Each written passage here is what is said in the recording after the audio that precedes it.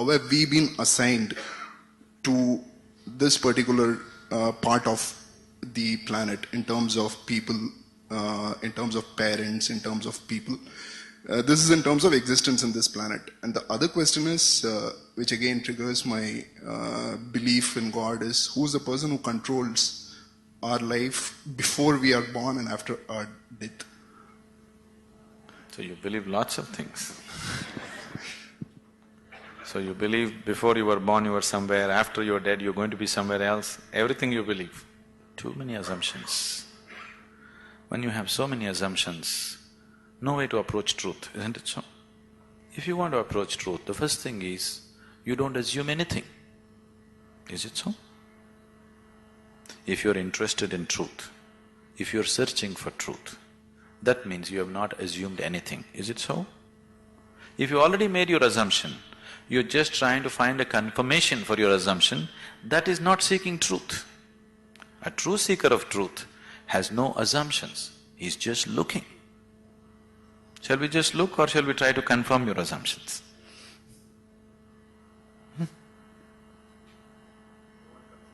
You want confirmation? You're right. Does that get you any closer? If I tell you your beliefs are right, does it get you any closer to truth?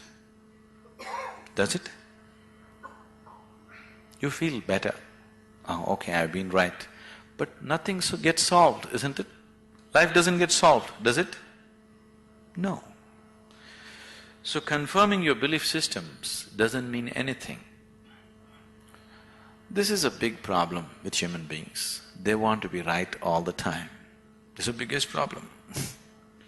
In fact, it is the basis of all conflict in the world. I am right, you are wrong. This is the problem, isn't it? Isn't it so? What I believe is right, what you believe is wrong. Isn't this the basis of all problems in the world? Whether it's within the family or in the community or in the world or wherever? Yes? Shall we eliminate the problem a little bit? The first thing you need to do is, after all, they are your beliefs. And your beliefs are not original, picked up, isn't it? Your priest or mullah or father or mother, somebody put it into you, isn't it so? Picked up from somebody. It depends how powerfully they worked on you. And they work pretty powerfully because the business is at stake otherwise. So what you assume may have nothing to do with reality. Now you're trying to understand something which is beyond the physical, with physical context, it won't happen. You're trying to perceive something which is beyond physical through sense perception, such a thing cannot happen. Now you want to measure the depth of the ocean, but you went with a foot scale. You will obviously come with wrong conclusions, isn't it so?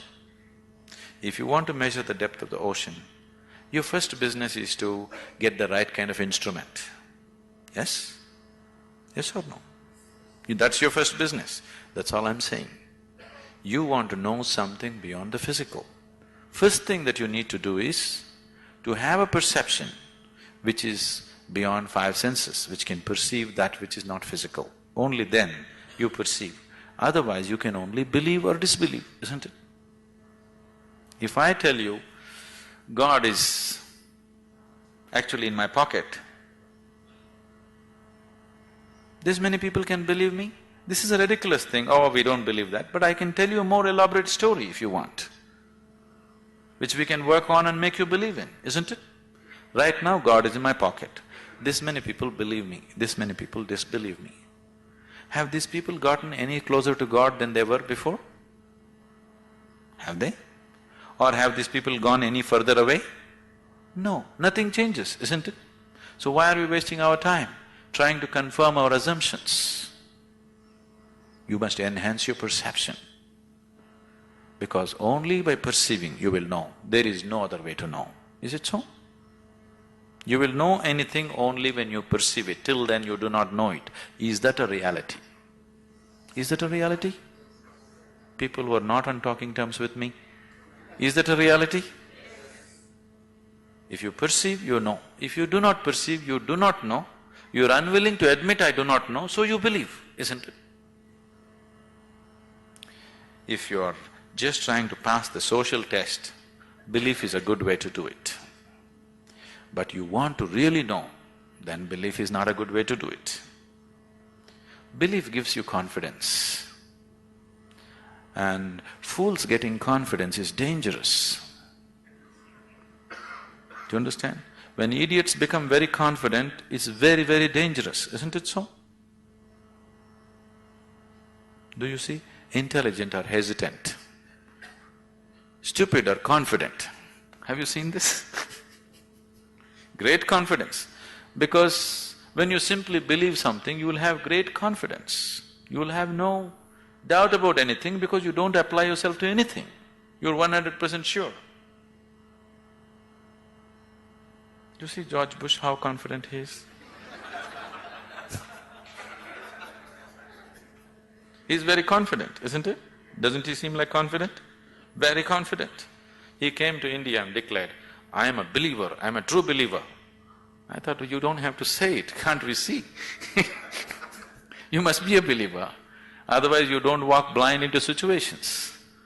If you're somebody with sense, you would look around, isn't it? You would see what is there and what is not there, because you're a believer. Not just in God, in so many other things.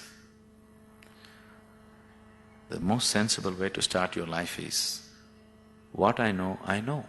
What I do not know, I do not know. Once you come to this sincerely, you will see your knowing will constantly go on expanding on a daily basis. Otherwise, the moment you believe, you are stagnant. Belief is death actually. Marx said, is the opium, religion is the opium, because it puts people to sleep. He's very right. It's put people to sleep, isn't it? Hasn't it? Sleep is comfortable.